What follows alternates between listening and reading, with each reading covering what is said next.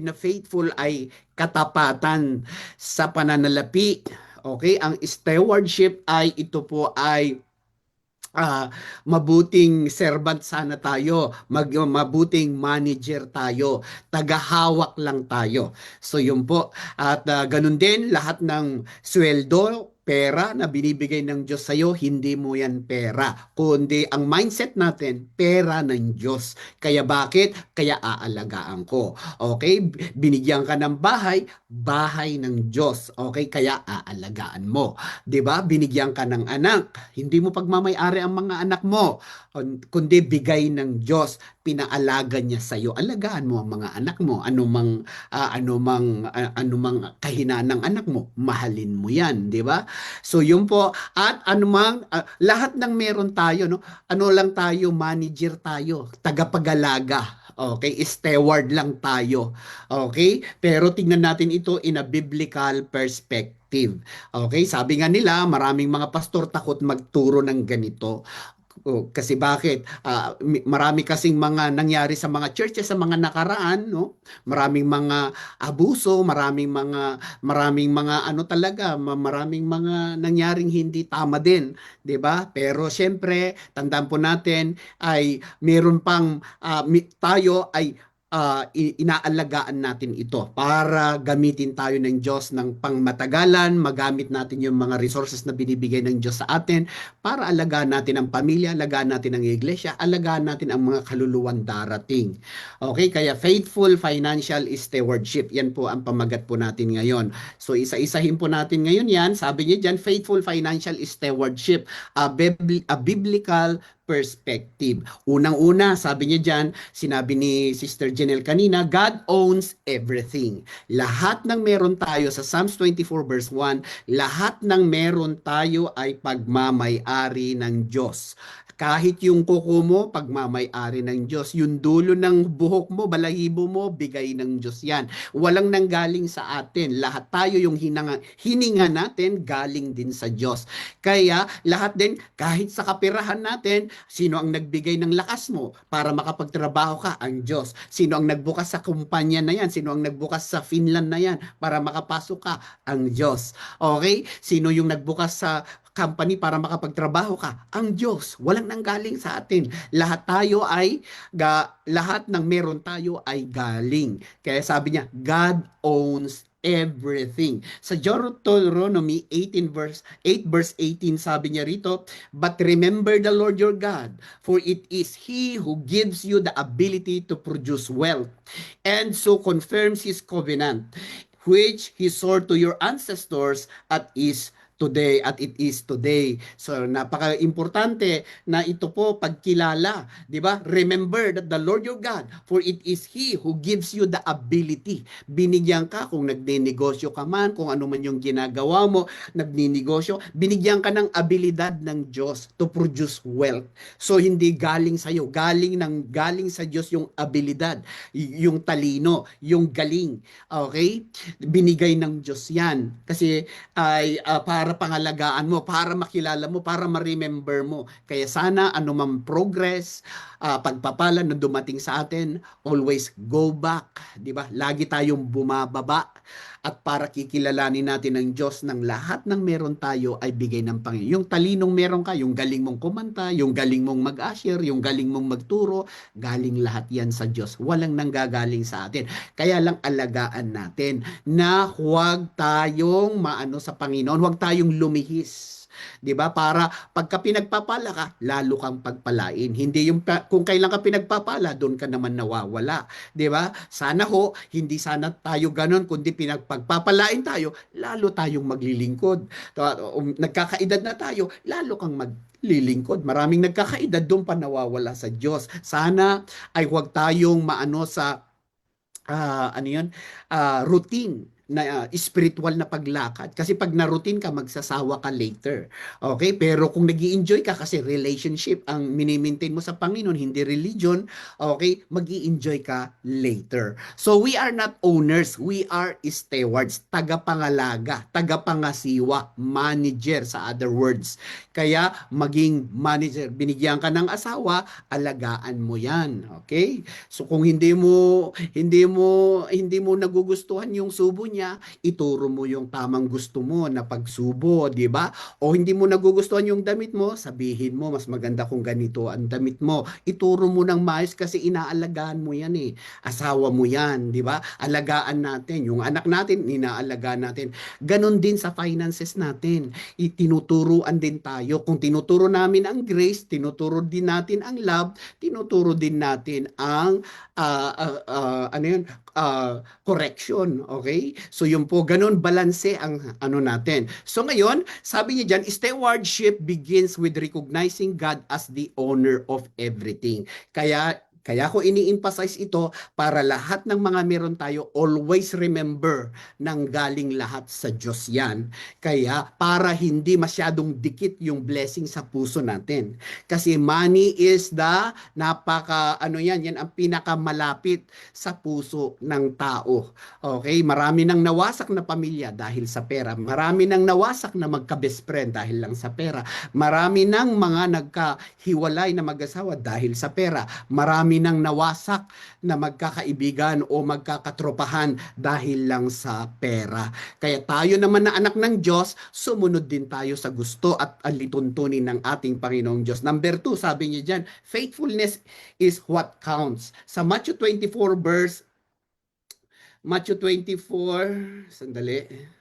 Sa 1 Corinthians 4 verse 2, sabi niya, now it is required that those who have been given a trust must prove faithful. Kaya tayo pinagkatiwalaan tayo ng Diyos, kaya lang maging faithful tayo. Kaya faithfulness is what counts. Tapat ba tayo sa Panginoon? 'Di ba? Baka pinagpapala tayo nung una, faithful tayo sa Diyos at later on hindi na tayo faithful. Okay? Ano na tayo? Hindi na tapat, 'di ba? Kung ano ka na lang, kung gusto mo na lang, 'di ba? Faithfulness is what counts. Ito po yung Matthew 25 verse 14 to 28, medyo mahabang kwento kasi 'yan, pero yung po basahin po natin 'yan. It is about consistent obedience, integrity and responsible management. So yun po, napaka-importante na maging tapat po tayo. Kaya minsan nagtatanong kami sa mga tagahawak natin dyan ng kaperahan ng Diyos, nagtatanong tayo ng reporting. Okay? Para for transparency sake, para meron kaming i-ano din sa inyo na masasabi namin na nasa tama tayong at maayos tayong paghahandle. Okay? So, kaya para maging ano tayo, napaka-importante ang reporting. Okay? Responsible management. Kaya yun po ang mga gagawin natin. Ganun din sa personal na bigay ng Diyos na blessing sa atin. You have to be responsible. Kaya ito, tinuturo namin ito, hindi lang para magpatungkol sa tithes lang ito, hindi. Ito po'y, general approach ito. Okay? Na makita po natin na hindi lang tayo after sa tithes, after tayo sa obedience, after tayo sa pagsunod sa kalooban ng Diyos. Okay? Number 3, stewardship is a heart issue. Okay? Heart issue. Okay? Sabi po niya, dyan ay stewardship is a heart issue. Sa Matthew 6:21, sabi niya, for where your treasure is, there your heart will be also. Kaya tingnan mo, ano yung mahalaga? Di ba ang treasure mahalaga? Ano yung mahalaga sa iyo? Di ba? Ay nandoon din ang puso mo.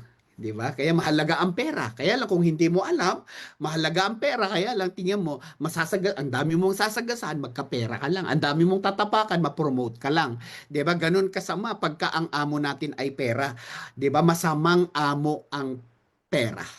Okay? Pero napakabuting alipin. Oh, 'di ba? Mabuting alipin 'yan. 'Di ba? Kung gusto mo pumunta sa Helsinki, 'di ba? Dadalhin ka ng pera mo, makakabili ka ng pantiket mo, 'di ba? So napakaano kung wala kang makausap, magtawag ka, ilibre mo, 'di ba? May kausap ka na, ilibre mo sa McDonald's o dyan sa Burger King, 'di ba? Parang gano'n 'yan eh. So yun po, pero ito po ay it exposes the heart. Kasi bakit? Ang pinakamalapit sa puso ng tao, pera. Okay? Sabi niya rito, stewardship is spiritual before it is financial. Kaya tingnan mo yung stewardship, yung pangangalaga, ito po is spiritual before it is financial. Kaya kapag ka maayos yung spiritual sana natin, maayos yung ano mo sa Panginoon, kaya tingnan mo, aayos din kahit yung financial mo. God looks at the heart behind the giving and managing. Kaya na tinitignan tayo ng Panginoon. Ang Diyos kaya tinuturo niya ito, ang Bible tinuturo niya ito hindi dahil kuripot siya, dahil selfish siya, dahil gusto niya pirahan tayo, hindi. 'Di ba? Tinuturuan niya tayo ng maayos para naglilingkod ka na wala kang ibang Diyos maliban sa Kanya. Ang pera alipin mo, ang Diyos ay Diyos mo. Siya talaga ang Diyos natin. Pagka Diyos mo kasi ang Diyos, alipin mo ang pera, makakapagbigay ka na ngayon sa Panginoon in terms patungkol sa pagbibigay sa finances natin. So yun po, kaya stewardship is a heart issue. Kaya yun po, saan tayo? Kaya kailangan natin ito, hindi ko tinuturo ito para puwersahin kayo, ipag-pray nyo ito, na patuloy na mangusap, para alamin din natin. Kasi OFW ang karamihan, di ba? Nasa abroad tayo, dapat marunong tayong mag-manage ng binibigay ni Lord na mga pananalapi. Kasi marami nandito, umiyak sa amin, di ba? Nasasaktan din yung damdamin namin. Ilang taon siyang nagpadala sa Pilipinas. Pagdating niya, akala niya may mansion siya. Yung pala, poste lang ang nabili. Poste lang, hindi pa napatayo. Di ba? Poste pa lang na natumba. Di ba? Kaya yun po, yun ang masakit. Minsan, kaya namin tinuturo to, na-challenge kami, although challenging na ituro ito. Dahil bakit? Parang akusado kasi lagi ang church na parang pira-pirahan, parang ganun. Pero hindi tayo nakikinig doon. Nakikinig tayo sa sinasabi ng Diyos. At nakita naman po namin, tinuro din namin ito dito, nakita naman namin ay ang mga kapatiran pinagpala din sila ng Diyos kasi tamang paghahandle sa kapirahan ng Diyos. Okay? So tandaan po natin, ang mindset po natin, lahat ng meron ako ay lahat ng pera ko ay pera ng Diyos. Kaya pagka alam mong pera ng Diyos yan, hindi mo basta ginagastos. Dinadala mo sa tama. Tinatanong mo, Lord, bibili pa ba ako ng 3 flat TV o 3 cellphone na latest? Kailangan ko ba yun, Lord? Di ba? May ganun sana tayo na attitude o pakiramdam o pagtatanong sa ating Panginoong Diyos. Tuturuan ka ng Panginoon, sasabi, anak, kailangan mo pa ba ang 3 cellphone na latest? Saan mo gagamitin yun?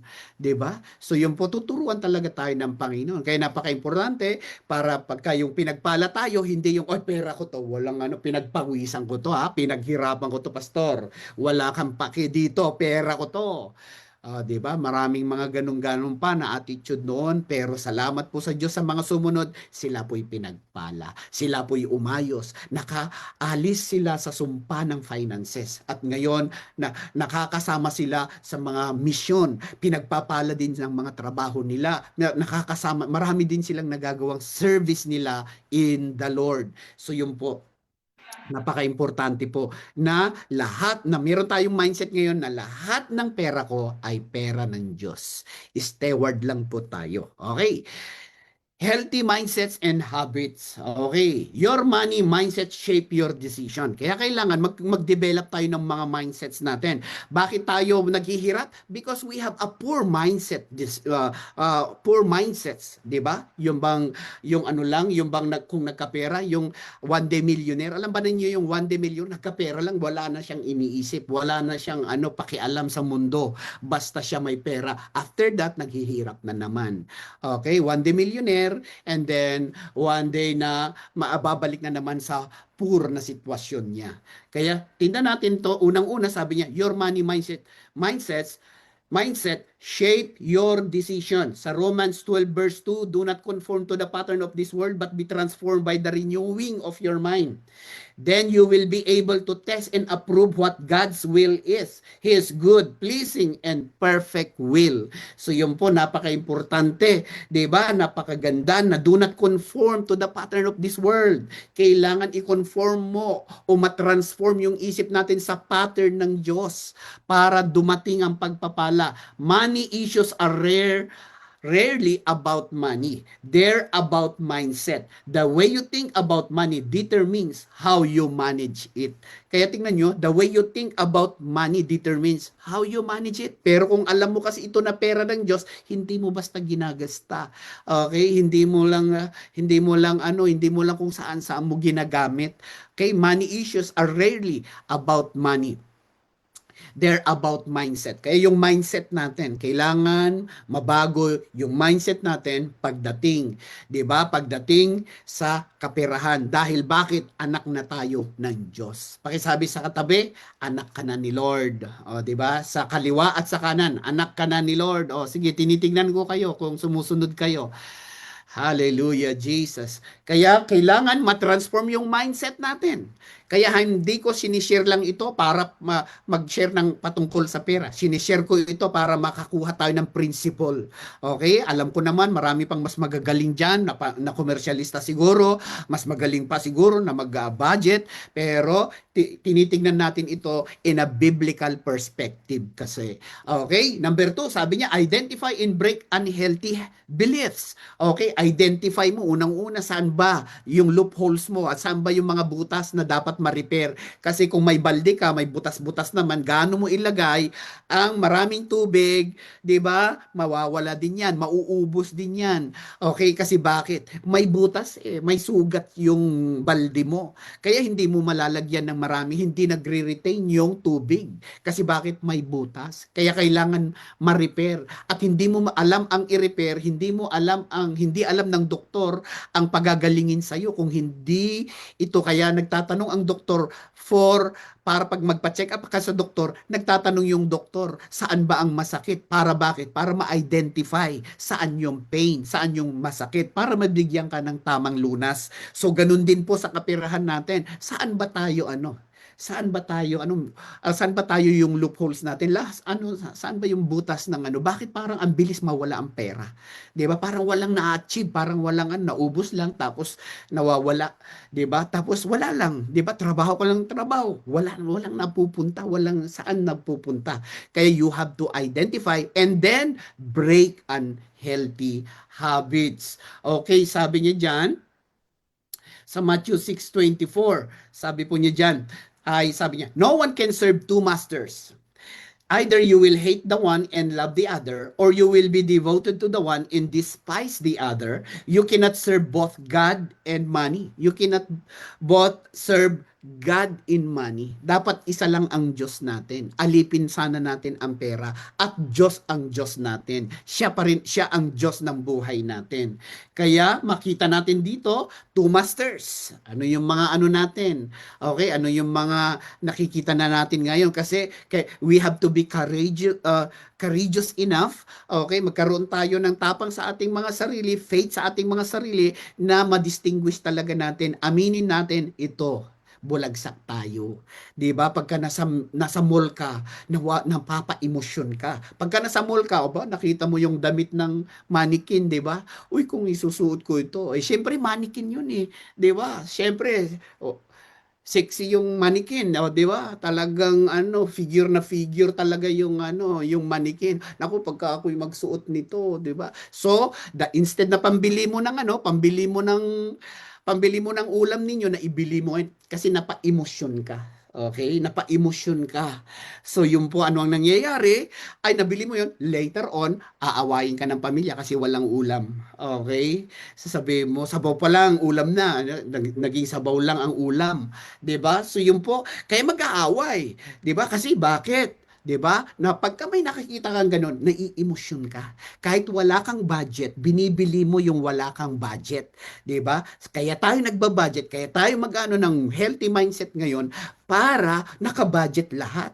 'Di ba? Hindi ka nagde-decide na walang budget. Dapat ang desisyon mo yung budget mo. Okay?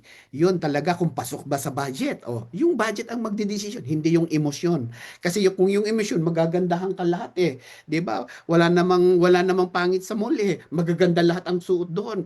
Napakagaganda lahat yung mga binebenta sa mga gadget 'di ba? Sa bentahan ng mga bagay-bagay, 'di ba? So pero ang mag-guide sana sa atin according sa ating budget. Sabi niya rito, identify and break unhealthy beliefs. Thoughts like I'll never have enough. God doesn't care about my finances. Yan ang mga ano eh. 'Di ba? Wala naman ito. Pera ko naman ito. Pinaghirapan ko naman ito. More money will make me happy. Lead to unhealthy choices. Kaya pagka may mga ganito ka, 'di ba? More money will make me happy. It doesn't exist. Wala pa akong nakita na mayaman outside Christ, mayaman na walang Kristo sa kanyang buhay na kontento. Hanggang ngayon, mayaman na nga siya, nagpapayaman pa din. Nakikipag-away pa rin sa ibang mga negosyante, sa ibang mga mayaman. Para bakit? Mag-agawan sila ng customer. 'Di ba? Pero kapag tayo alam natin, ang money ay hindi ito ang totoong nagpapaligaya sa atin. Alam natin ang master natin. It is the Lord Jesus Christ. Kaya thought like I'll never have enough. Okay, kaya yung mga kaisipan ano, na pagka nabili mo na yun, pagka nagkapera ka na ngayon, nabuo mo yung pera na yun, parang gusto mo pa din. 'Di ba? Minsan meron tayong ganun nga kaisipan, God doesn't care about my finances. 'Di ba? Kaya identify, break unhealthy beliefs. Kasi nagtatanong tayo, akala ko ba ang Diyos, saan ba ang Diyos? Bakit nawala agad? Bakit He doesn't care about my money? 'Di ba? I'll never have enough. Wala, hindi kailan, hindi ako hindi naging tama ang finances ko. Lagi akong kulang, 'di ba? More money will make me happy. Yung mga ganong kaisipan. Bakit asan ba ang Diyos? 'Di ba? Yung Diyos tuloy ang mali. Kaya lang hindi mo ina-identify saan ba. Saan ba nawawala? Saan ba nalulustay? Identify and break unhealthy beliefs. 'Di ba? Kailangan maano yung malinisan yung belief natin. Okay? Makorek sa pamamagitan ng salita ng Diyos. Dapat isa lang ang master natin. It is the Lord Jesus Christ. Okay? A godly mindset produces healthy habits. Sabi niya diyan 1 Timothy 6:6. Sabi niya dyan, but godliness with contentment is great gain. Sabi niya dyan sa verse 6. Okay, verse 7, for we brought nothing into the world that we can take nothing out of it. Kaya hubot-hubad tayong lumabas sa mundong ito, aalis din tayo na wala tayong matatangay. Kung wala kang nadala sa mundong ito, wala ka rin madadala sa pag-alis mo. Kaya yan po ang reality ng buhay. After all, yung nakipag-away ka, nanloko ka, magkapera ka lang, 'di ba? Nakasakit ka sa ibang tao, magkapera ka lang, 'di ba? Ay tandaan natin, wala ka ring madadala later. Okay? So yun po, verse 9, sabi niya, those who want to get rich fall into temptation and a trap and into many foolish, harmful desires that plunge people into ruin and destruction. Kaya tignan mo, those who want to get rich fall into temptation. 'Di ba? Kaya yun po, kaya na mag-ingat po tayo, lalong-lalo na po tayo ngayon nasa abroad, 'di ba? Minsan maraming demand sa Pilipinas, 'di ba? In a trap and into many foolish and harmful desires that plunge people into ruin and destruction. Sisirain niya tayo kung wala tayong tamang mindset. Okay? Sabi niya rito sa verse 10, the love of money is the root of all kinds of evil. Some people eager for money have wandered from the faith and pierced themselves with many griefs. 'Di ba? Pagbasahin niyo 'yan. Okay, hindi ko na nilagay diyan kasi mapupuno yung ang ating slides. So yung for the love of money is the root of all kinds of evil. Kaya money, okay, money is not the root of all kinds of evil. I-clarify ko 'yan. Kundi ang root of all evil? The love of money is the root of all kinds of evil. It's not the money itself, but the love of money. Kaya tignan mo kung sobra kang nahumaling sa pera, makakasagasa ka man, makaka-scam ka man, wala kang pakialam sa lulukuhin mo. Magkapera ka lang.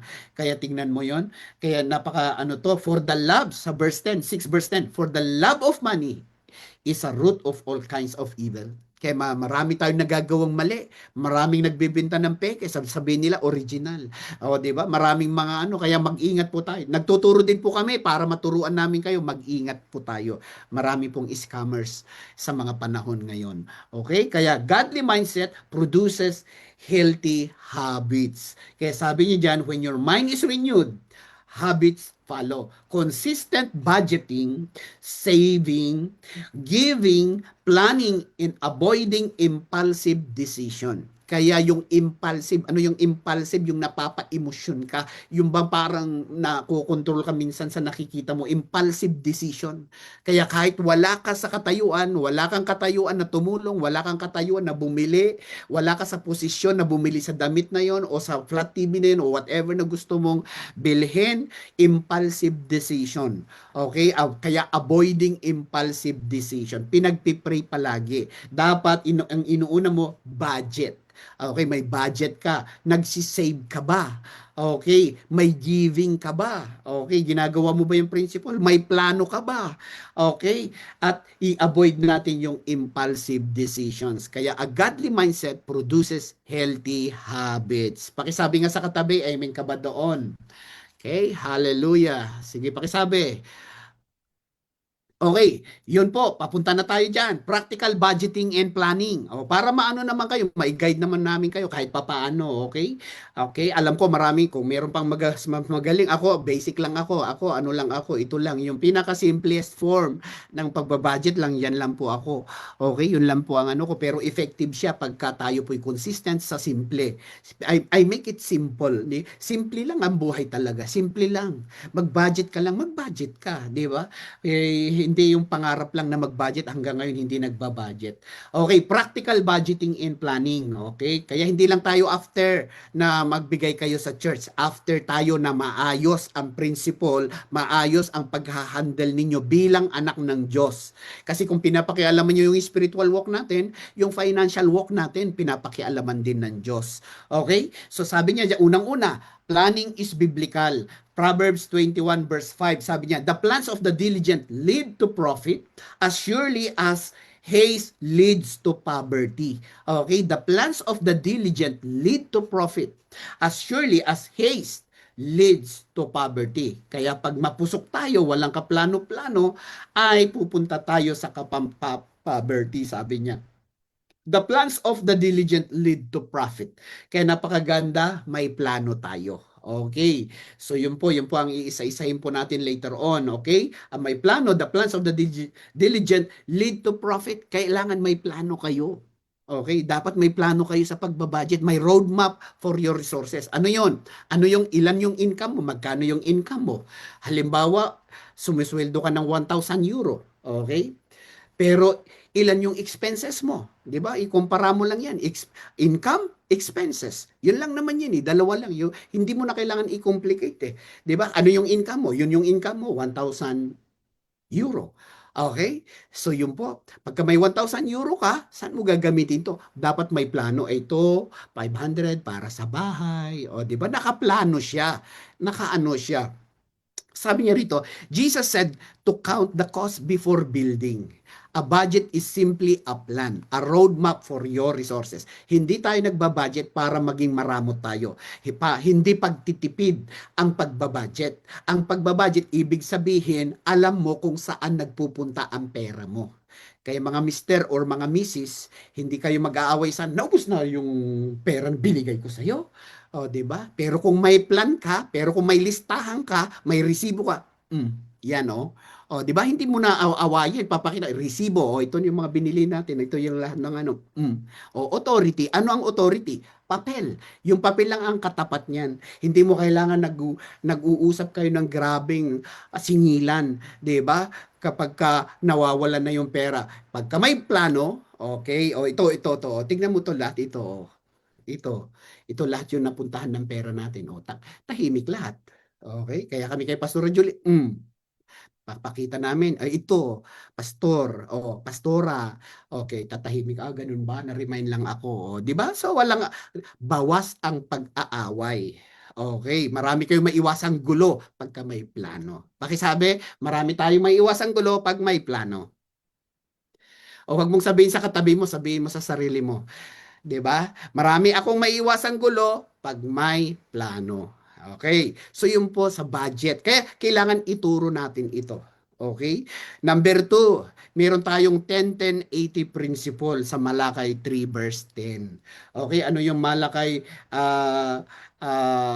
3 verse 10, bring the whole tithes into the storehouse, 'di ba? Dalhin natin, ano yung storehouse natin? Kung saan ka inaalagaan sa spiritual mo, saan ka lumalago, saan ka ginagamit ng Diyos, saan ka belong na family. Okay, doon natin ibigay. Okay, sa ang ating pagbibigay. Okay, ibig sabihin yan, kaya natin tinatawag na tithes. Okay? Pero ito sa mga first timers, kailangan ko lang ituro ito. Pero ito po ay according sa paglago ninyo sa Panginoon. Kung hindi mo pa hindi mo kailangan puwersahin. Naghihintay, makapaghantay naman ang Panginoon. Ipag-pray mo. Kung gusto natin kasi ang pagbibigay o pagtatize natin kusang loob. Hindi ito isang puwersa. Ang tithes kasi hindi nakasama ito sa salvation natin. Kasi ang salvation natin through the Lord Jesus Christ. For God so loved the world that He gave His only begotten Son, whosoever believe on Him should not perish but have everlasting life. Diba? Ang kaligtasan natin kapag ka tinanggap mo, whosoever believe on Him, diba? Ay magkakaroon ng eternal life or everlasting life. Ito tithes, ito po yung ibibigay natin na ikapo. Kaya sinatawag nating ikapo, ikasampung bahagi. Okay, para bakit? Okay, tanda yan. 'Di ba? Tanda ng lahat ng lakas, lahat ng blessing ay galing sa Diyos. Pagkilala mo sa ating Panginoong Diyos na siya lahat ng nagbigay, siya ang source ng lahat-lahat mo. Okay? Pero according to your faith yan. Okay? So ito po, kaya natin tinuturo, hindi naman pala ano yan sa salvation, tinuturo natin ito dahil because of obedience and about blessing. Ang sabi niya doon sa Malakay 3 verse 10, I will open up the floodgates of heaven, okay, para dumating yung blessing, para magbukas. Kaya parang ganito yung example ng in-example ko din sa Lati ito at dito din sa Vienna nung last Sunday, na yung tithes natin, alam ba natin yung bahay na yung bahay na mga bahay kubo noon, mga sawali or mga nipahat, 'di ba? Pagka yung mga sinalumang bahay na noon, 'di ba, pagka bubuksan nila yung bintana, 'di ba may meron kasi hindi nga high-tech noon eh. 'Di ba may pantukod? 'Di ba may pantukod na ganyan ilalagay nila na pantukod. Para bakit? Para hindi sumara yung bintana. Kaya ang bintana noon pataas, tapos lalagyan nilang pantukod para hindi bumaba, para hindi magsara yung bintana. Ganun din po sa tiles. Yung tiles, yun po yung pantukod para manatiling bukas yung bintana. So ganun po, pagka binibigay natin, 'di ba, yung tithes natin sa Panginoong Diyos, nagbubukas yung floodgates, nagbubukas yung windows of heaven. Papasok ang blessing. Okay, papasok ang blessing diyan. So yun po yung binibigay natin para sa Lord. At maraming nagtatanong sa akin nung nagsisimula pa lang tayo noon, ang tagal sinasabi na nila, "Ba't pastor, wala tayong offering, wala pa tayong tithing?"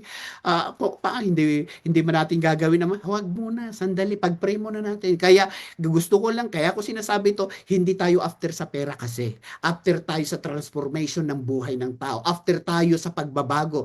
Kaya ngayon, na maraming transform ng Diyos, ngayon ituturo na natin ito sa proper na pagtuturo at madali na nating maintindihan. So yun po, kaya ngayon dito na natin i-apply. Tapos ngayon, yung isang 10% savings mo yun. Okay? Kaya ilalagay mo, maglagay ka ng 100 euro sa bangko, automatic. Okay, yung kinakaltas nila sa bangko mo, ay automatic mo na siya. Okay? So, kung gusto mong magkapera, sa end of December, magsimula ka ng January, end of December, sigurado may 1,200 ka. May 1,200 ka. 'Di ba? Yun ang savings. O, 'di ba? So, yun po. Tapos yung 80%, yun po yung living. Ano yung living? Diyan mo kukunin kasi yung Kaya sabi ko, hindi mo pera yan eh. Para sa economy mo yan. Yung 80% para sa economy mo, para hindi babagsak ang economy mo, para mabayaran mo yung renta, mabayaran mo yung telepono mo, mabayaran mo yung tubig, kuryente, okay, mga insurance mo, mabayaran mo. Okay, yun yung living mo. Okay? So yun lang po ang ating 10-10-80 principle. Okay, for the Lord kasi unahin mo ang Diyos kasi siya ang number one sa buhay mo. Tapos, sweldohan mo rin sarili mo. Mag-save ka din. Okay, yan ang sweldo mo, 10% of your income. Okay, and the 80% is for your living. Okay, para mabuhay ka sa Finland, 'di ba? Yan po ang living. At kung may sobra, edi ilagay mo sa savings. O, 'di ba? So yun po, kaya simple lang. Okay, pinapasimple po natin. Number three, every euro needs an assignment. Kaya dapat alam natin kung saan tayo nagpupunta, saan natin dinadala ang mga ito. Sa amin kasi, meron na kaming pambigay. Meron kami sa budget namin, meron kaming pambigay. Sineseparate namin, pambigay namin sa Lord. Okay? Time ng mga ano, at least meron kaming budget para doon. Kung walang-wala talaga, kasi wala, ay ano talaga kami, pero naglalagay po kami na para may makapagbigay tayo above our tithes. Okay? So yun po, every euro needs manage your resources well. Unassigned money disappears. Kaya biglang nawawala kasi bakit hindi mo natatrack? Assigned money multiplies. Kaya tignan mo naman. Hallelujah. Kaya yun, kahit kami, kahit si Jace, tinuturuan namin. Kaya, syempre, wala pa siyang ano, alakan siya muna siya. Natitrain lang siya sa alakan siya. Nung bata, nag-aalakan siya. Okay, bata, may magbigay ng 20 euro sa kanya o magkano kay Lord. 'Di ba? Bata pa lang, kaya tayo mga magulang, kailangan buhay na natin ito para maituro natin sa mga bata. Kaya pagdalhin niyo yung mga anak niyo sa Sunday school, 'di ba? Bigyan niyo sila ng mga coins para ituturo din ng mga teacher later on na may offering tayo. Bata pa lang, train na natin sila mag-offering in the Lord. Okay? Kunting coins na para at least meron lang silang kwan na ano pala ito, natitrain sila na magbigay sa Panginoong Diyos. Bata pa lang sila, alam nila yung principle. Kaya yung kasi worship yun. Kaya tingnan nyo, sinabi ni Sister Janelle kanina, pupunta tayo sa another part ng worship. Kaya yung pag-worship din natin patungkol sa pagbibigay. So, kahit sa mga bata, pwede nilang maintindihan ito. Kung sisimulan natin na magulang. Kaya lang tayo muna, masimulan muna natin. Okay? So, yun po. Kaya, start simple. Create a sheet to track. Ano? Paano? Para matrack. Gagawa ka ng track. Yun, income. 'Di ba?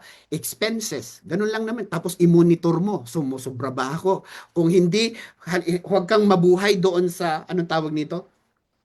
Sumusweldo ka ng 1,000. Kaya lang gumagastos ka ng 1,100 o gumagastos ka ng 1,200. Sobra doon sa income mo. Mali.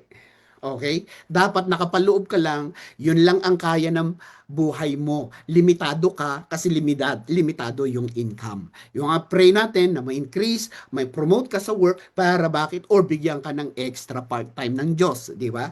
So yun po, matrack natin lang. Okay? Pero kung gumagastos ka ng ano, ang may sweldo ka na 1,000, dapat ang gastusin mo lang gumagastos ka lang ng 999, 'di ba? Yun lang ang kaya mo sanang gastusin. Okay? Para pasok doon sa binibigay na Lord na budget mo for that month. Okay? Para matrace mo, matrack mo, ilista mo lang eh. Ilista lang natin, minsan tamad tayong maglista. Pero sa mga matatalino, 'di ba? Maraming mga matatalino sa academics, maraming matatalino sa school, pero pagdating sa simple, pagdating lang sa mga maliliit na bagay, complicated sa kanila, 'di ba? So yun po. Kaya kung gusto nating sumunod, simple lang. Okay, baguhin natin yung old pattern ng mindsets natin. O lalo na nung tayo ano tayo sa Pilipinas, nanggaling tayo sa Pilipinas, 'di ba? Ngayon na anak na tayo sana ng Diyos, matutunan sana natin ito. Kaya anong plano? May plano ka. Kaya ka nagbabudget. Kaya kung gusto mong bumili ng refrigerator na nagpro-provide ng ice, okay? O, anong gagawin natin?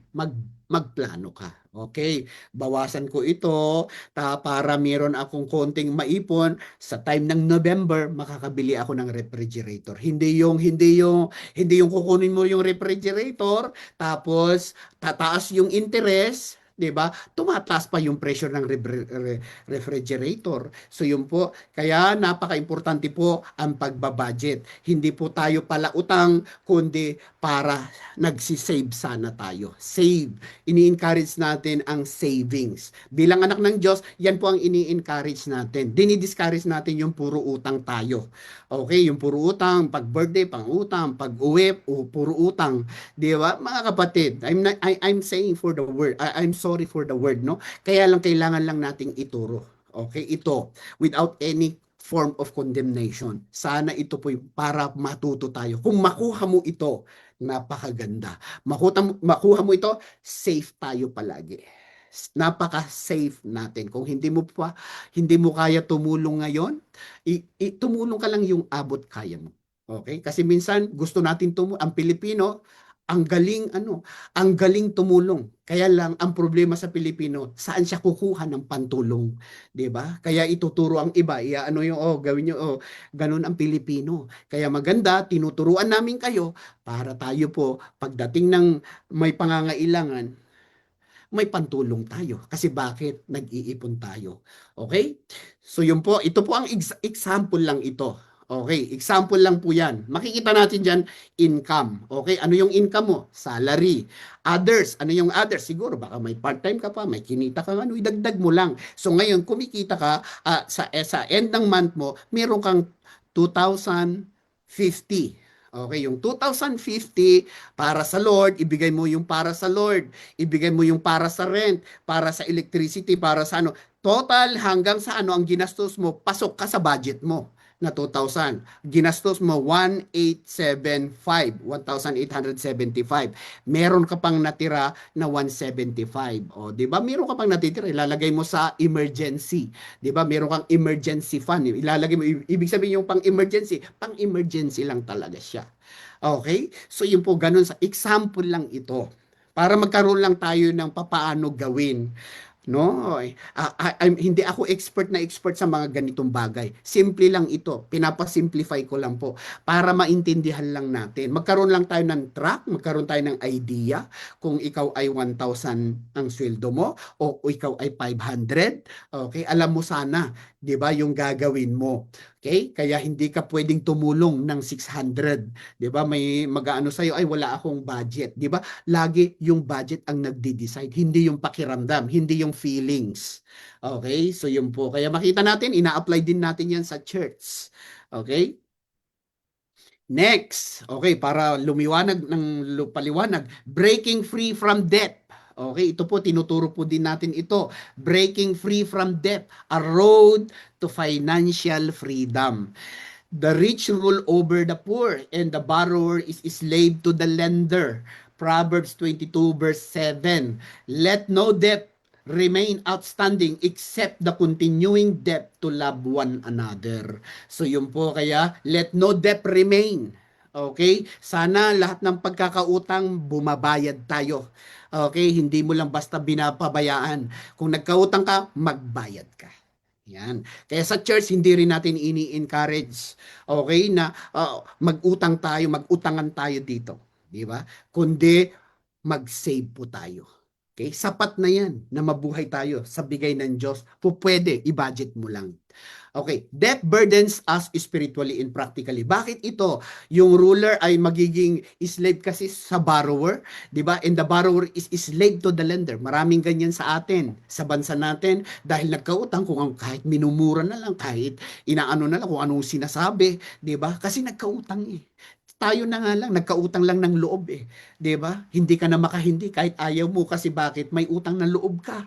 'Di ba? Nagbenta yung tsahin mo dahil yung tsahin mo tumulong sa iyo na maka-abroad. Kaya lang yung tsahin mo nagbebenta ng insurance. Ayaw mo naman yung insurance, wala kang pambayad, konti lang swelduhan mo. 'Di ba? Kaya lang dahil tsahin mo bumili ka. Ayaw mo bumili ka kasi bakit? 'Di ba? Hindi mo man lang ako matulungan, tinulungan nga naman kitang pumunta sa abroad. Ngayon, ito lang, hindi mo man lang mabili. 'Di ba? Ginanon ka lang. Kasi bakit? May utang na loob ka. Kaya ito ang tinuturo natin sa iglesia. Maglingkod tayo na tama ang puso natin sa Diyos, na walang utang na loob ng church sa atin kasi ang pinaglilingkuran natin ay ang Diyos. Kaya gawin nyo lahat ng paglilingkod, anumang klase ng paglilingkod yan, gawin natin lahat sa Diyos. Ang Diyos ang magbabalik ng mapagpalang biyaya niya sa atin lahat. Siya ang magbabalik ng siksikliglig at umaapaw. Kaya yun po ang tinuturo natin para pag nagbigay tayo, walang string attach. Okay, walang string attach kundi sa Diyos. Para ang Diyos ang magbabalik. Kasi hindi ko kayang ibalik, hindi kayang ibalik ng mga leaders 'yan. Pero ang Diyos kaya niyang ibalik. Okay, debts burden our spirit us spiritually and practically. Debt weighs us down spiritually and limits our opportunities. Okay, hindi natin sinasabi na lahat ng utang ay masama. Ang sabi niyo diyan, merong helpful debt at saka may harmful debt. Okay, may pagkakautang na masama at may maayos naman na pagkakautang. Okay, ano yung maayos na pagkakautang? Yung helpful debt, education. Okay, yung ano kasi investment mo na yan. Okay, mag-aaral ka, mag-ano ka, nag-i-invest ka talaga. Okay lang kasi bakit later on may profit ka naman pag natapos ka. Home ownership. Okay, halimbawa bumili ka ng bahay. Okay, hindi na masamang ano yon kasi legit kukunin mo naman sa bangko. Okay, at ang bangko legal naman ang bangko. Okay, so yung home ownership at saka investment that builds value. Ano yung mga investment na magbigay ng value para later on ay magkaroon ng value. Halimbawa, bumili ka ng lupa. Later on, matagal yan, after 5 years, mataas na yung ano, na-appreciate na yung presyo. Okay? So, ganun, ano yung mga investment na ganun? Helpful debt yon. Okay? Pero ang harmful debt, ito po yung mga credit card na puro kaskas ng kaskas, wala kang ano, hindi ko pinapasabing masama ang magkaroon ng credit cards. Okay? Ang sinasabi natin, dapat control mo yan. Dapat meron kang decision yan. Hindi puro ano, kaskas ka lang ng kaskas, akala mo nahuhulog ang pera dyan. 'Di ba? Kaya yung credit card, kailangan nating masupil. Okay, payday loans, high interest borrowing. Halimbawa, yung mga high interest na borrowing, yung mga payday loans, yung arawan, okay, na interest. Halimbawa, yung mga 5-6. 'Di ba? Hindi namin ini-encourage, sorry for the word, hindi po natin ini-encourage ang 5-6 sa church. Kasi bakit mag-aaway, mawawasak ang iglesia. Ito'y spiritual lamang po ang ating familya dito. Kaya dapat umayos tayo lahat. Okay? Kaya hindi natin ano kung may ano sa iyo ay magbibigay ay bibigyan ka ng pera kaya lang 5-6 ang laki ng interest dahil hindi mo lang alam papaano mag-budget. 'Di ba? Pero kung mag-budget ka, magsisimula ka ngayon, mai-eliminate yan later. Hindi ka naaasa sa 5-6. Aasa ka sa blessing ng Diyos ng buwanan. Okay? Hindi rin natin ini-encourage yung ano sa church. Kasi minsan dito ay may mga experience na pumunta yung maniningil nasa church. 'Di ba magkakagulo? Nahanapan niya sa church yung nakapag-utang ng 5-6 na hindi nagbabayad. Oh, 'di ba? Sira ngayon ang church, 'di ba? Anong testimony natin ngayon sa labas? Kaya yun po, mas after tayo sa kapayapaan, mas after tayo sa ano, kaya umayos tayo, ayusin natin ang finances natin para hindi tayo pumunta ng ganun. Even though paluwagan. Minsan paluwagan, tawag ay paluwagan, pero later on pabigatan yan eh. Kasi bakit? Isa lang ang hindi nagbayad, isa lang ang tumakbo, no, wala na eh, nag-ibang bansa. O papaano na yon? O di ba? Oy, di ba naglilid ng prayer meeting pa yun sa church? O sa church na naman ang nakasalalay na naman ang church. Kaya hindi natin ini-encourage ang mga paluwagan na ganito kasi lalo na sa mga life group later on wala nang mag-ano tayo, 'di ba? Hindi ito strictness, ito po'y protection, ito po'y pag-iingat sa iglesia para mag-focus tayo sa Diyos. Kaya kitingnan mo, pagka nagkakaroon tayo ng mga ganito, nawawala yung focus sa Diyos. Napupunta sa 5-6an, napupunta sa utang, napupunta sa paluwagan. O hindi ka pa nagbayad, hindi ka pa nagbayad. Nagkita sa life group para magkasingilan ng ano. Wala yung focus, nagkasingil, magbabayad na tayo ngayon, makikita tayo sa Bible study, kaya lang magbabayad tayo doon ha. O, di ba? So, parang ano na, kaya hindi natin ini-encourage ang mga yon. Okay? Kung gagawin man ng ibang church, sila yon. Pero sa atin, kasi mas importante yung spiritual natin. Mas importante yung relasyon natin kasi sa Diyos. Okay? Kung gusto mo talagang ano, ay hindi ito pag-i-stricto. Ayusin mo talaga ang finances mo. Okay? Ilagay mo lang yung income at saka expenses, makikita mo na kung ano yung loopholes mo eh. Saan ba? Saan ka ba nagpupunta? Ano yung mga pera na wala sa lista? Yun, nawawala yun. Kaya lahat dapat nakalista para walang nawawala. Okay? So yun po. Create a plan to pay off your debt. Okay? Halimbawa, isa pa. O sige, mamaya i-discuss ko pa yun. Create a plan to pay off your debt. Okay? Siyempre, yung mga bumili ng bahay na, siyempre, ano yan? Monthly. Di ba? Kinakaltas na yan. Create a plan to pay off your debt. Debt inventory sheet. Participants list all debts. Ilista mo lahat kung saan ka nagkakautang. Dito, kung kailan na born again, tinulungan ng mga leaders para magbayad talaga siya sa utang. Iwasan niya muna ang mangutang, unti-untihin niya lahat ito na ibigay yung mga pinagkautangan niya. So, inaunti-unti, ngayon malaya na siya. Disciple ng isang kapatid natin dito, malayang-malaya na siya. Buti na lang, tinulungan ako ng leader ko. Nagpapasalamat sila sa buhay ng isang kapatid dito na tinulungan niya.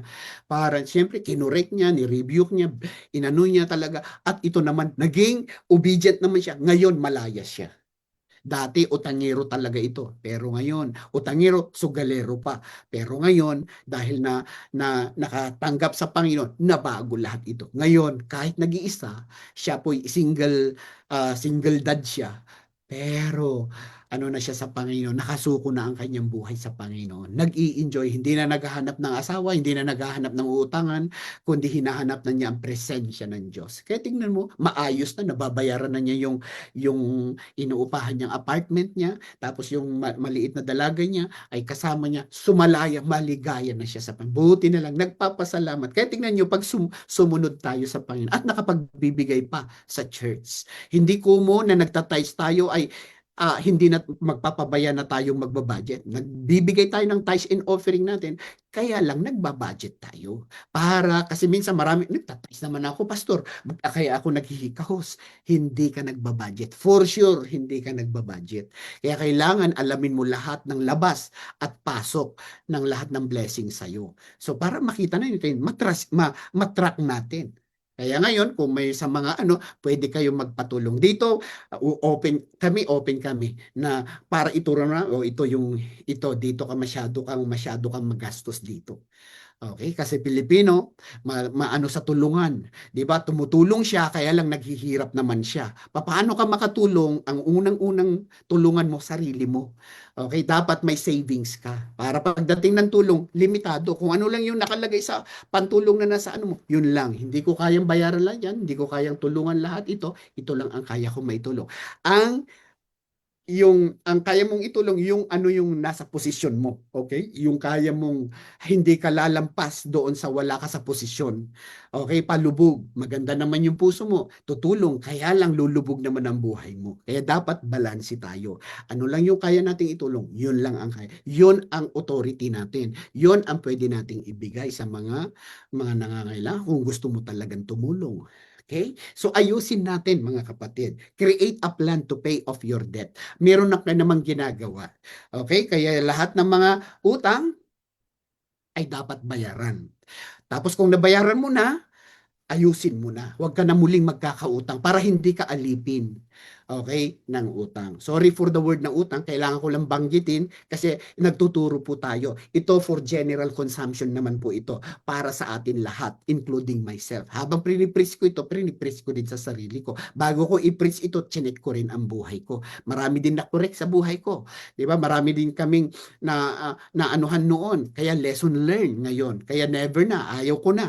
Di ba? Natuto na kami doon sa mga nakaraan. Kaya learn from sa past natin and then learn tayo doon sa gusto ng Diyos na pang future natin. Amen? Okay, ito pa po. Honoring God through saving and investing. Kaya what to avoid? Ano naman yung mga ma-avoid natin? Baka masobrahan kayo sa investing. Don't invest if you do not have extra money.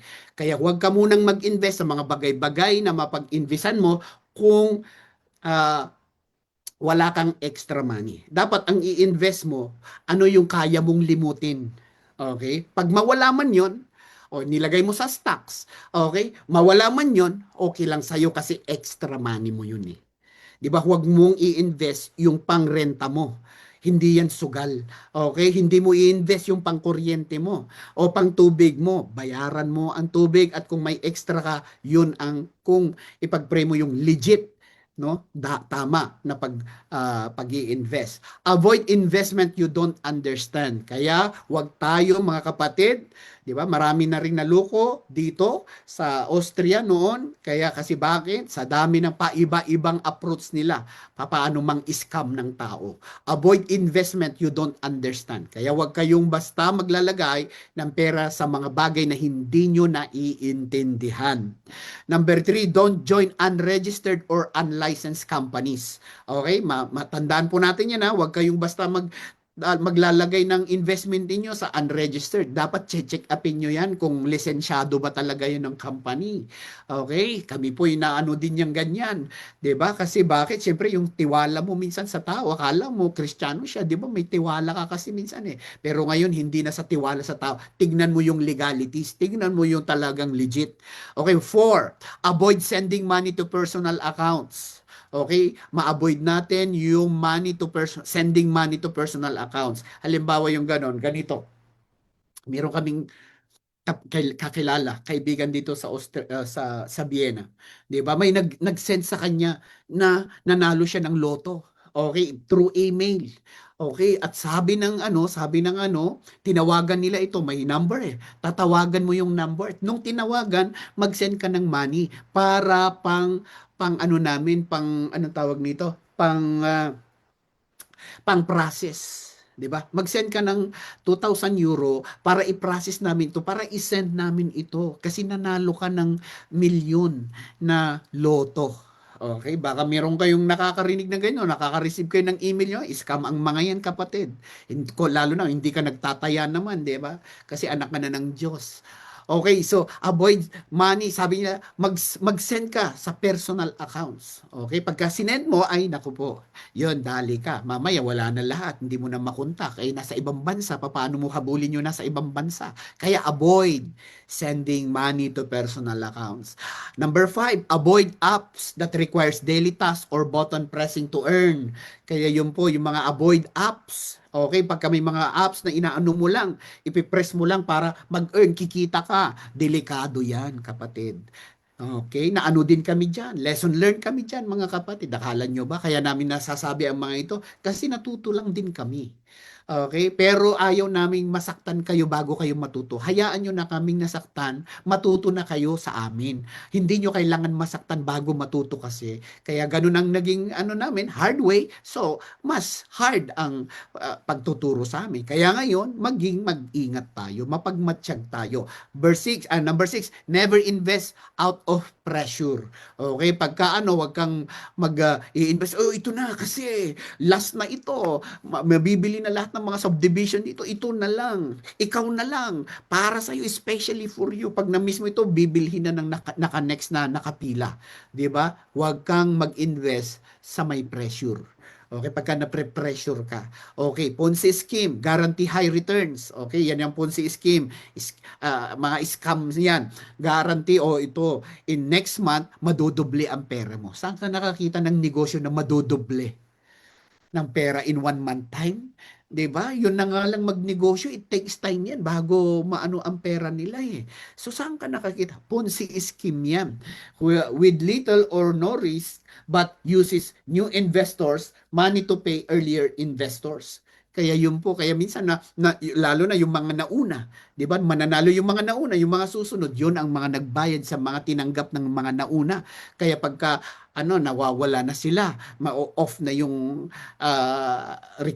recruiting na yon, 'di ba?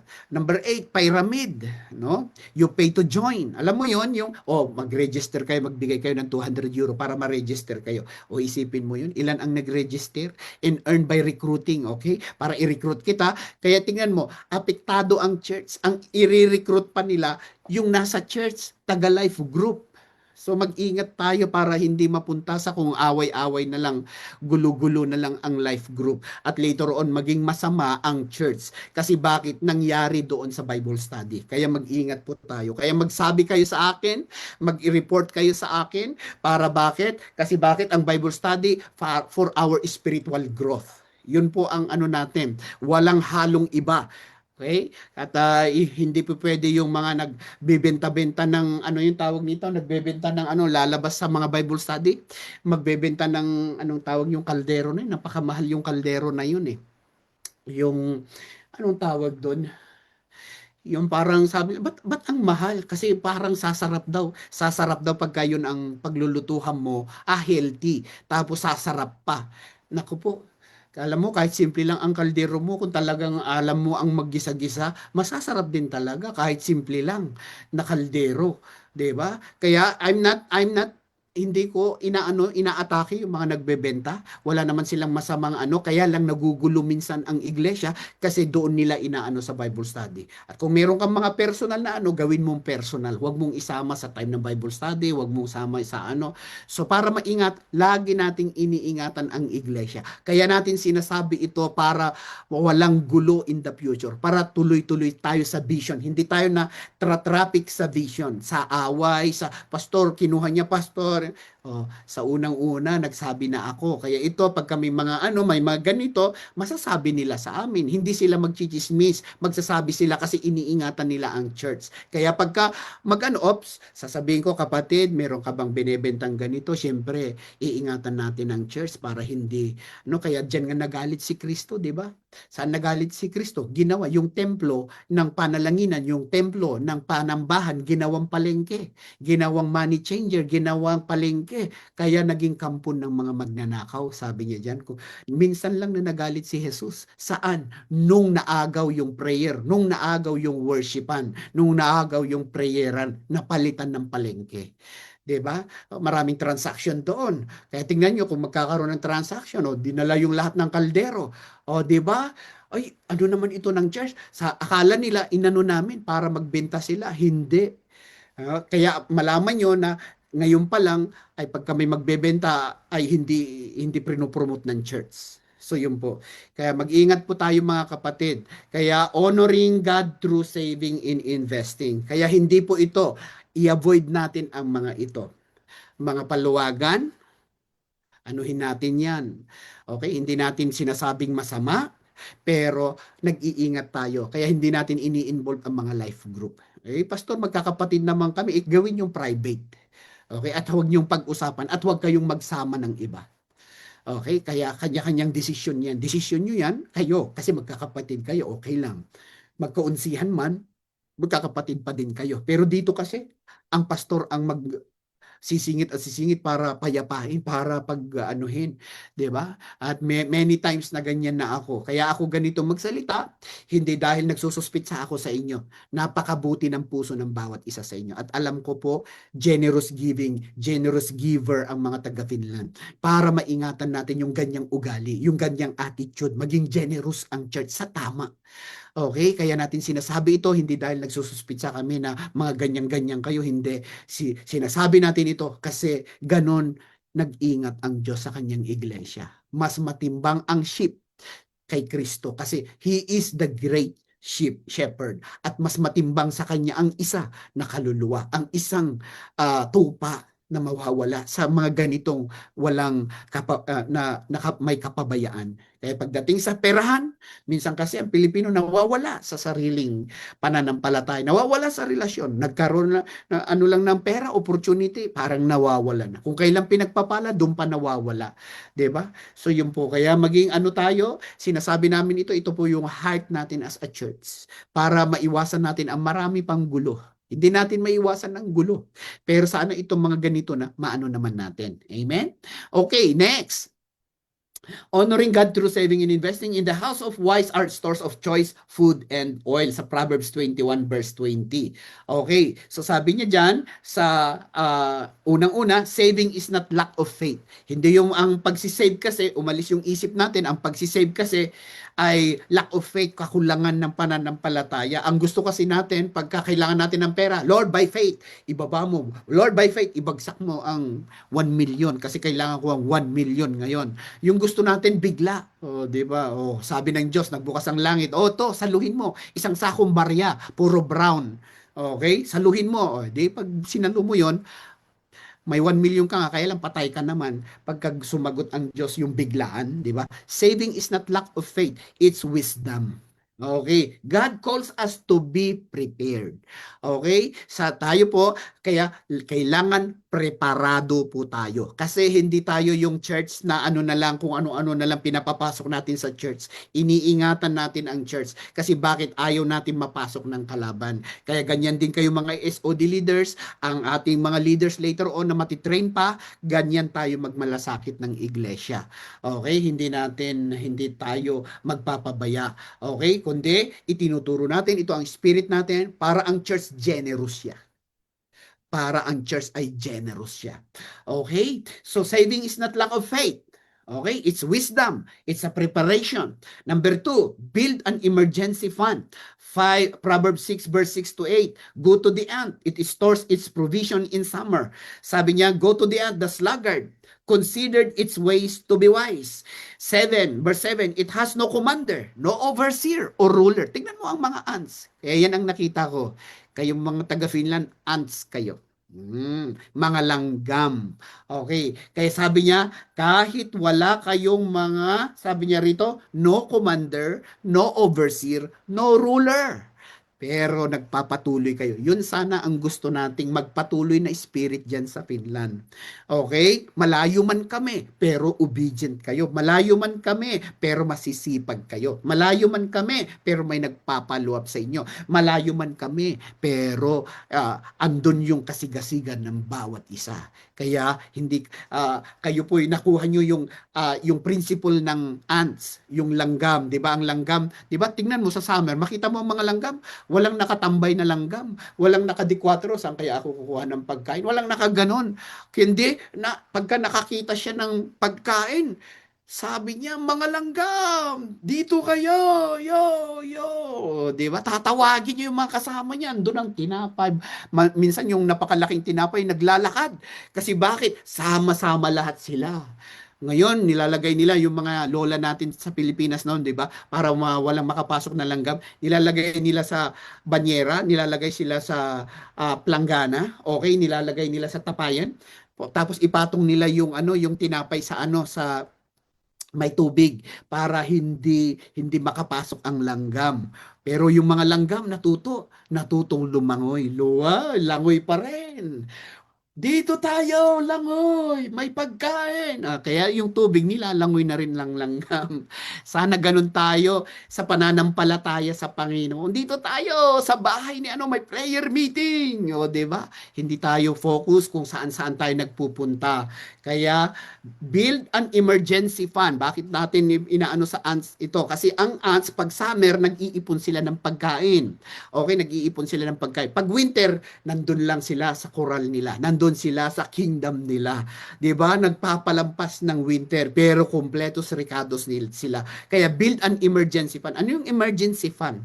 Yan po yung pera na hindi mo pwedeng pakialaman. Pang-emergency siya. Kaya may extra money ka, lagay mo sa emergency fund mo. Para may magkasakit, may gusto kang tulungan na pinsan mo, kapatid mo sa Pilipinas, may huhugutin ka. Okay? So yung po emergency fund ang tawag doon. Begin investing early. Okay? Even small, consistent investment grow significantly through compound interest. Okay? So yung po tamang interest, hindi yung biglaan, hindi yung maglalagay ka ng kaya dapat mag-ano ka yung legit. Okay? Begin investing early. Okay? Pero kung tayo naman ay pa-pension na, ay makontento na lang tayo kung ano ang meron tayo. Okay? Pero even small, kahit maliit lang na bagay, 'di ba? Naglalagay ka ng ini-invest mo, nag-i-invest ka. Okay? O nilalagay mo sa lang, pwede namang nagsisave ka, nilalagay mo sa bangko na o dagdagan mo na lang yung savings mo. Instead na 100, gawin ko kayang 50 para 150. Ay, gawin ko plus 50 para maging 150. Okay, 'di ba yung 150 ng monthly? Ay naku po, malaking pera 'yan pag nagtiyaga mo 'yan ng ilang taon. Okay, number 4, avoid get rich quick thinking. Okay, iwasan natin yung ganito, yung biglang pagyaman. No? Kaya Proverbs 13:11 New Living Translation, wealth from get rich quick scheme quickly disappear. Mabilis siyang dumating, mabilis din siyang mawala. Okay? Wealth from hard work grows over time. Kaya yung mga paghihirap ninyo, okay? Kaya yun po, kaya pagka pwede kayong magtanong sa amin, Pastor, tama ba itong gagawin namin mag-asawa? Ilalagay namin dito sa Hindi pag-uusapan natin para makikita natin na hindi namin kayo ipagbabawal, kundi kung makikita natin na maayos at tama nga naman, o 'di ba? So bakit tayo? Kasi gusto rin namin pagpalain din kayo ng Diyos, 'di ba? Kaya lang ang gusto natin, yung sure, yung hindi scam, yung hindi panluloko, hindi yung panggagancho sa atin. Okay? So yun po, create saving goals worksheet. So yun po, mag-create tayo ng listahan natin. Yun lang ang ano dyan. Kaya sabi niya rito sa Proverbs 13 verse 11, sabi niya rito, dishonest money dwindles away. Okay? But whoever gathers money little by little makes it grow. Hallelujah, Jesus.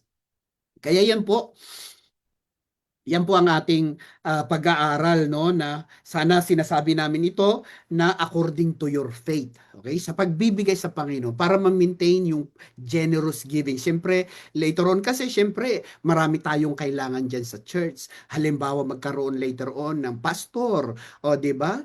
Siyempre hindi naman basta magpapadala ang Diyos ng pastor diyan na kasi nandito tayo sa mundong ito, maraming kailangan din, 'di ba? Para talagang yung pastor magpastor talaga para ito po ay natin. Makita natin sana ito para merong food into my storehouse, sabi niya, sabi ng Diyos sa Malakay 3 verse 10. Okay.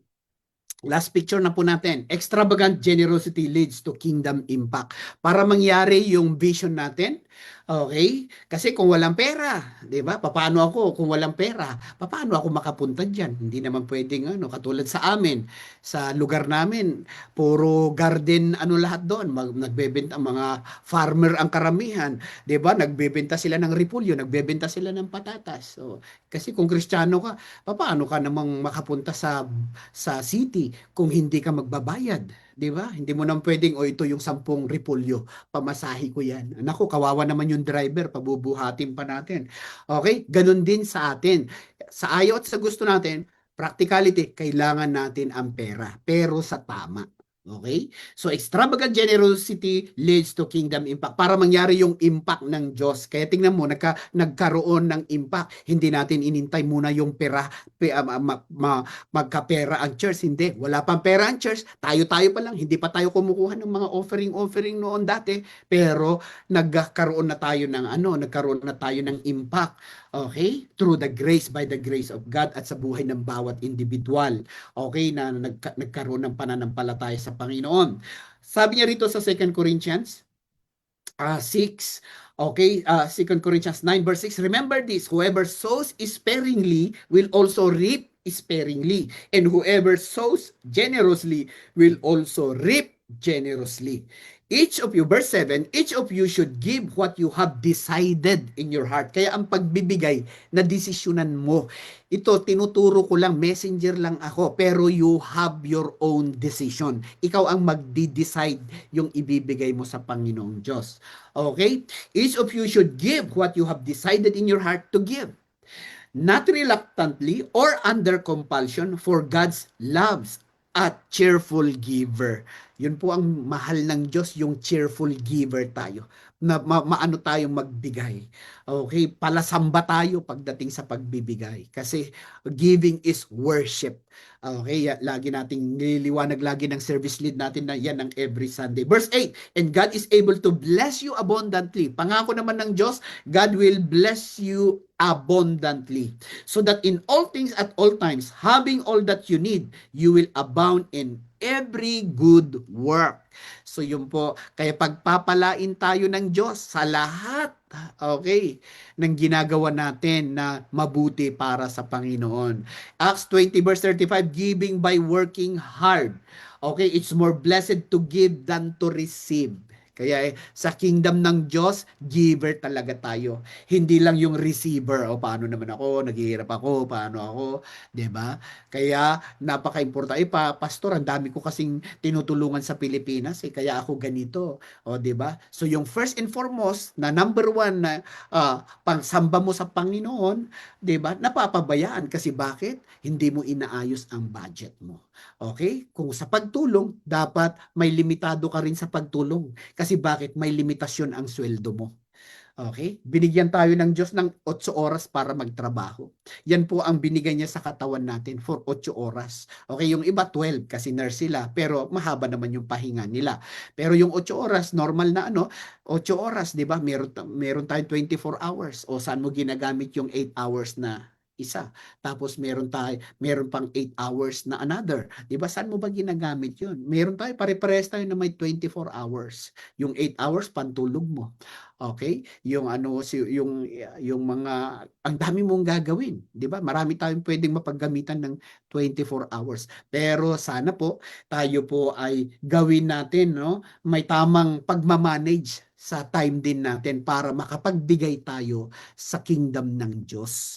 Okay? So yun po, kaya pagka mismanagement, wala talaga. Laging marami tayong tinutulungan. Pero kung magpapatulong ka para yung tinutulungan mo, 'di ba, ay matuto, hindi mo lang puro kabigay ng isda, turuan mo sila paano manghuli ng isda. Meron akong kuya na isa. Meron kaming kuya na yung kuya namin, yung panganay namin. Noon talaga, pero wala, kinuha na siya, nasa langit na siya. Kaya lang nung una, syempre, ano siya kasi spoiled siya sa mother namin, sa father namin. Napaka-spoiled niya, lumaki siyang spoiled brat din siya. Kaya lang, ay talagang ano talaga, kung ano sasabihin niya noon, di ba, dahil pagmamahal, panganay siya, mahal na mahal siya ng mga magulang namin nung bata-bata pa siya, di ba? Kaya lahat ng ay binibigay, palaasaba siya. Tapos nung nag-abroad na kami, 'di ba? Palaasa, hading, baka may anong ganito ganito. Pero nung tinuruan ko siya, kuya, wala akong may papadala na ganyan. Tiniis ko dahil mahal ko siya. Okay? Magtiis tayo sa tama. Okay? Hindi dahil sa nagmamaramot tayo. Marami na tayong naitulong. Panahon naman na ito, isipin naman natin ang sitwasyon natin. Otherwise, matatapos ng abroadan, uuwi ka sa Pilipinas, walang nangyari. Parang nawala ka lang, bigla ka lang nagpakita, kaya lang matanda ka na, 'di ba? Parang walang nangyari. So ngayon ang sinabi ko, kuya, mula ngayon, ito, binigyan na kita ito, gawin mong ganito, magtayo ka ng konting yan. Kaya lang, kung hindi mo tinuloy, sorry, wala na akong may tutulong sa'yo. Mag-ano ka, mag-ayos ka. Ikaw naman ang kumita, ikaw naman. Mula noon, inano ko siya, yun, medyo nag-prosper, nag-ano siya, nag-desisyon ba siya na kumilos din. Okay? So yun, mula noon natuto siya. Hindi na siya palahingi hanggang sa kinuha siya ng Panginoon. Alam nyo, sa ating mga Pilipino, close na close tayo sa ating family. Yes, of course, sila ang parents natin, inalagaan nila tayo, 'di ba? Pero ang gusto natin, it should be balance. Para wag naman ikaw ay wala lang later, 'di ba? Meron din tayo, tapos, maano din natin yung kingdom ng Diyos. Kaya, generosity is an attitude of the heart. Real giving flows from love, gratitude, and compassion.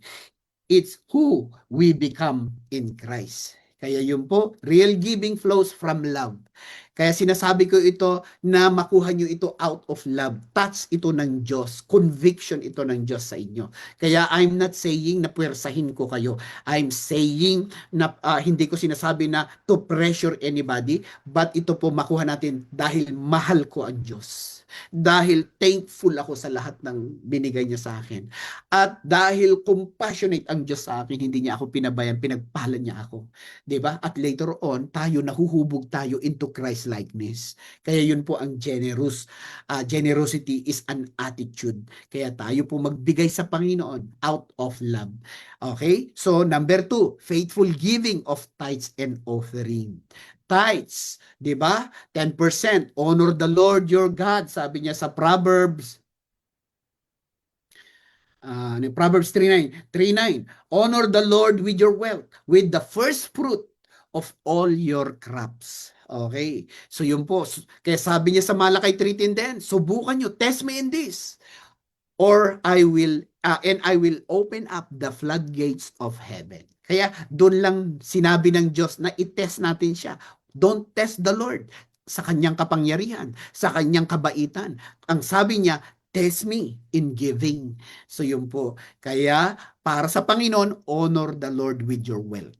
Okay? Kaya tayo po ay natin na ito. Kasi bakit natin kailangan pantukod kasi yan sa pintuan ng langit. Para bakit? Para tuloy-tuloy ang blessing. Para open windows tayo.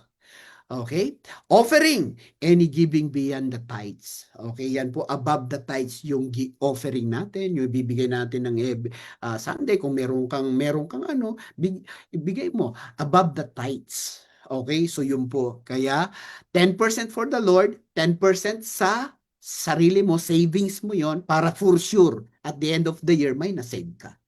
Okay, number 3, last point natin, generosity creates kingdom impact by changing lives, planting seeds of faith, and reflecting the heart of God to the world. So ito po, sinasabi po natin ito, 'di ba? At ito po'y growth, okay? Ang natin, lumago tayo.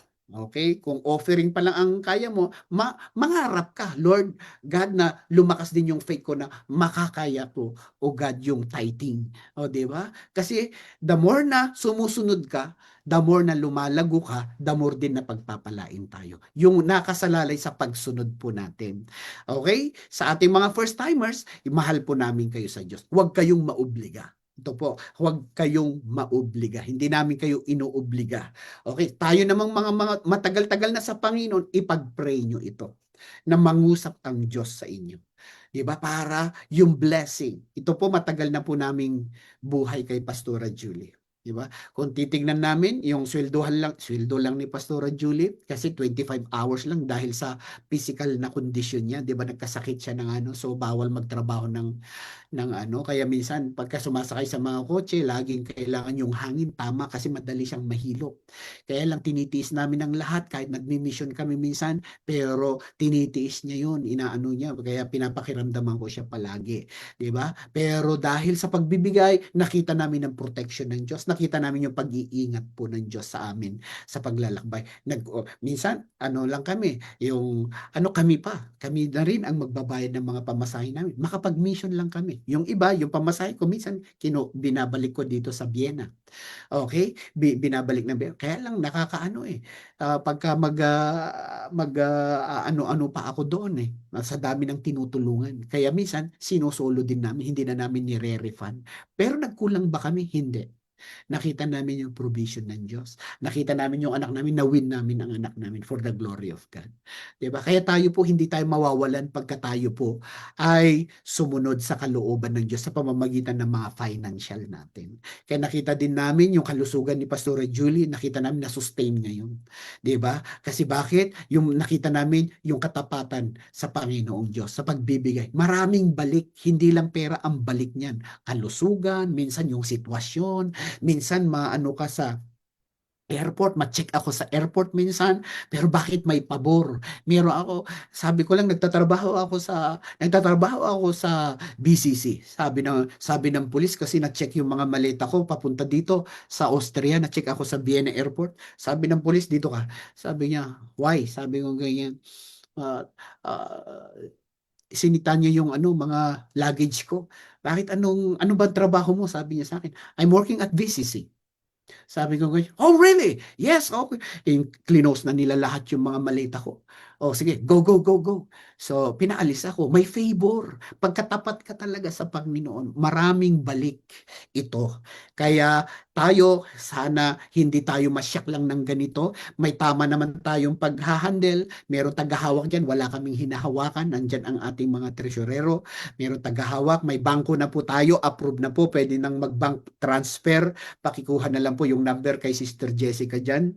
Para kasi sa Latin na i-post na nila yung bank nila. Meron na tayong Turco Bank, okay, na ng bank na approve na. So pwede nang mag-bank transfer kung yun po ang gusto ninyo. So tayo po ay legal as a church, tayo po ay as a church po dyan sa Finland. So yun po, kaya yung gusto natin yung tama lahat para At ito po sa inyo po, ito po ay para sa atin, para talagang pagpalain din tayo ng Diyos. Pag sumusunod tayo ng tama, may tamang pagpapala din tayong lahat. So yun po. Kaya yun ang heart po natin mula kay Pastor Larry, Pastora Marlene.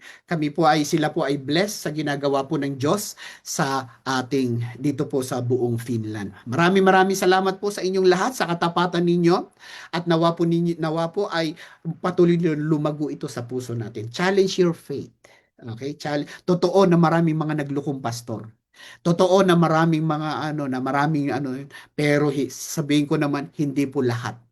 Meron pang matitino. Salamat sa Diyos at tayo po'y naisama dito sa maayos na pamamalakad ng iglesia. So yun po ang maano lang po natin sa inyong lahat. So yun po, gawin natin ito bilang pagsamba ng katotohanan sa ating Panginoong Diyos. Kaya purihin ng Diyos, sorry ho, kailangan ko lang ma-extend ng konti para maipaliwanag ko lang. Pero hindi ko maipaliwanag ang lahat. Pero bahala ang Diyos ang magpaliwanag sa inyong lahat. Okay, so this is not about money, this is about heart issue. It's not a money issue, it's about heart na matransform naman po yung puso po natin. Amen? Tumayo po tayong lahat. This is amazing grace.